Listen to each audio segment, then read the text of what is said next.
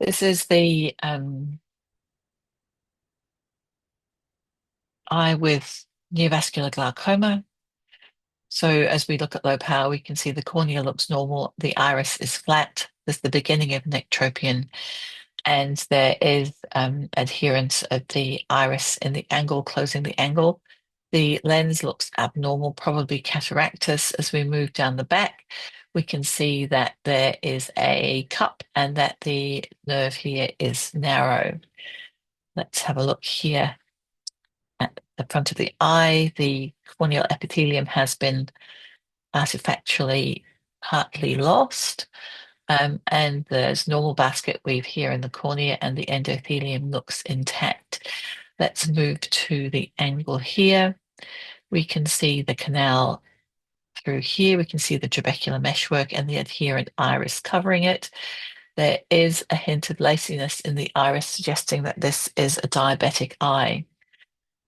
Looking closely at the anterior iris, we should be able to spot some new vessels, though here we go. They haven't all helpfully got red cells in them. I think this is a new vessel in contrast to the cuffed vessels of the iris. As we move along here, we can see this is just being pulled around here, but not as many good vessels as in the other diabetic eye. We can see that there's been some adherence here between the iris and the lens, the posterior synechii. And here we can see this globular degeneration of the lens cortex, which would be forming a cataract.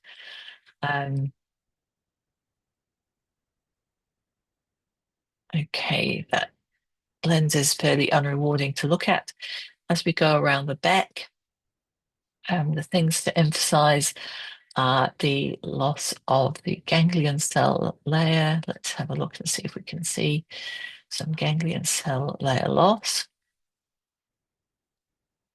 Yep, we've just got two rows of cells here, the outer and inner nuclear layer, and the ganglion cells have been lost. We've got wrinkling of the surface of the retina because it is being pulled by some neovascular contraction on the surface there.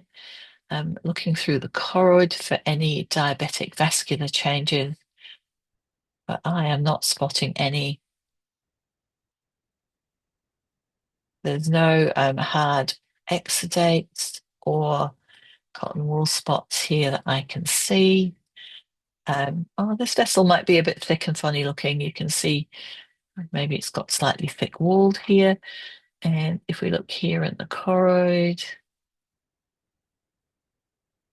I'm not entirely convinced that there's thick walled vessels there. All right. I'm moving hopefully towards the optic nerve where we've got some nice neovascularization. Here it is. We've got a lovely cup with the bowing of the cribriform um, plate, and then we've got new vessels coming out. So now we can see the little new vessels and their delicate kind of connective tissue. And this is glial tissue, but probably has some new vessels in it as well. I'm not entirely sure about that.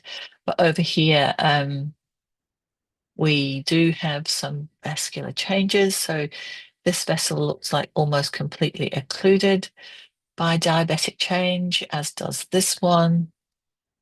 And then again, we've got this really delicate membrane. We've been seeing it before. That's just going along the front here and causing the retina to be a bit ischemic. This is a vessel cut lengthwise.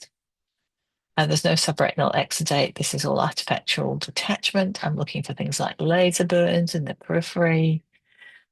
So the easiest way to spot them is to look for disruptions in the nerve fiber layer and proliferation of the retinal pigment epithelium. So it is a bit disrupted down here. So we come and have a slightly closer look and we can see retinal pigment epithelium proliferation. So this area here has been subject to some lasering.